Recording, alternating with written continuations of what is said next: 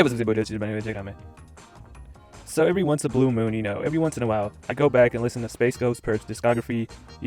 He's a great artist, I gotta admit. Like, as an artist, he is amazing. As a person, he is not amazing. But, you gotta respect it, though. The dude can make music.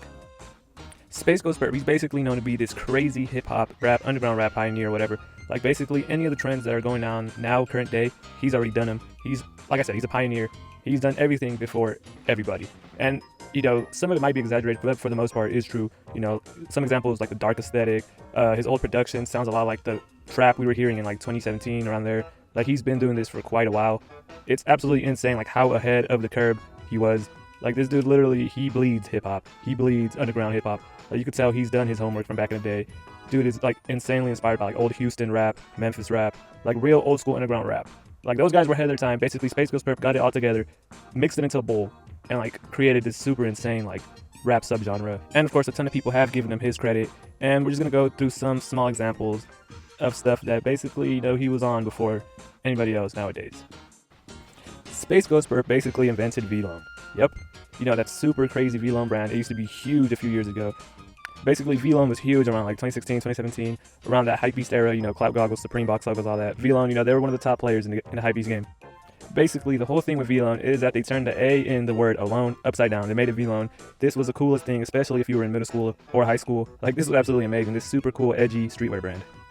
Basically, how did SpaceGhostPurpp invent V-Loan? So basically, he was around ASAP really early on. ASAP Rocky took the whole United States flag aesthetic, they turned it upside down. Then SpaceGhostPurpp invented this whole hieroglyphics thing, where like every vowel in the word, they would turn it into the letter X. Or the letter A, obviously they would turn it upside down and pick the letter V because it looks like upside down A. I know, pretty insane stuff, who would have thought? But basically, SpaceGhostPurpp was one of the first people doing this. And obviously ASAP Rocky, ASAP Bari specifically, got inspiration from this and turned it into an entire clothing brand and made a shit ton of money. Crazy thing is, ASAP Bari does not own V-Loan no more because of some things he did in the past. But yeah, basically people made a shit ton of money off of SpaceGhostPurpp's ideas.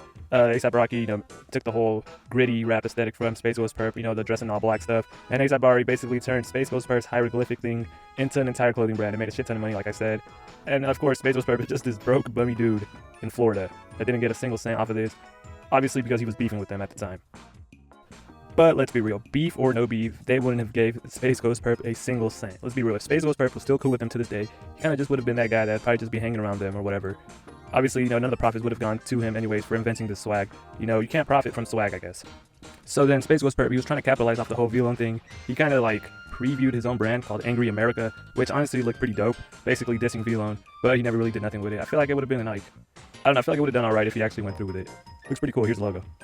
Another thing SpaceGhostPurpp pioneered and invented, because he's like this crazy inventor. He's the Albert Einstein.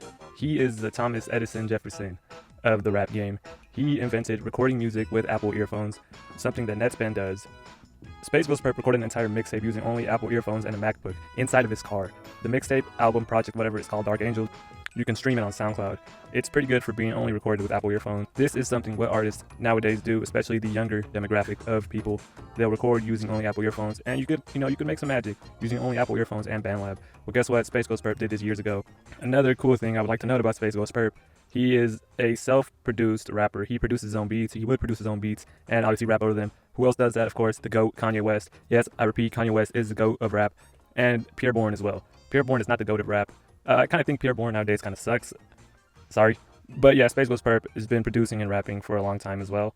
Pretty insane. Really, really, really talented dude for that. Shout out him again. Another thing I would like to note is SpaceGhostPurpp actually never fell off. People are constantly and always streaming his music.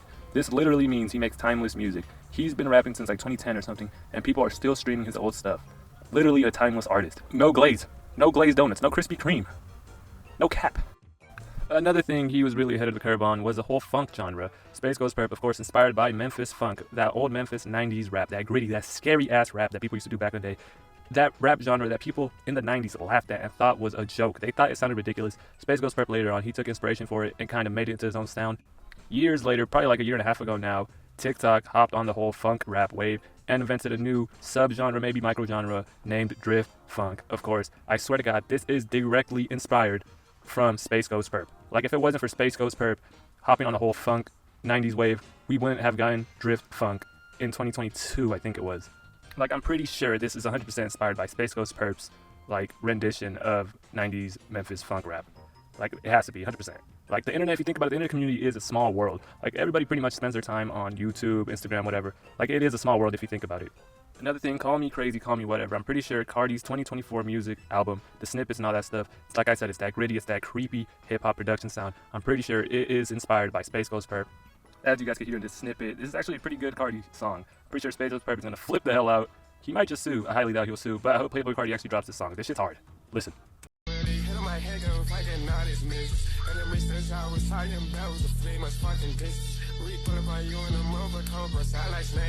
And Cardi actually dissed ASAP Mob and pledged allegiance to SpaceGhostPurpp's Raider clan back in the day on Twitter. Hopefully I can find a tweet. If I do, it'll be on the screen right now. And one of the last things I'd like to note, NASA Gang Tape is one of the greatest mixtape projects, albums, whatever, in hip-hop history. It's up there for sure. Like, if you're a real hip-hop enthusiast, if you're a real rap head, whatever, and you know about this, like, you know how significant it is in rap history. For sure, top 100, all genre, like, rap tapes ever. Like, that shit is actually crazy. It's an insane album. If you haven't listened to it, go listen to it ASAP, no pun intended. Like, that shit will change your life, and it'll change the way you look at music forever. I swear to God. Everybody I've put onto that album actually enjoys it. And like, the production and mixing of it sounds kind of like wonky at first, but once you get used to it, you're gonna fuck with it, for real, man. And that's pretty much it for this video, man. It's your boy Dochi. Thank you guys so much for watching. I'm out. Peace.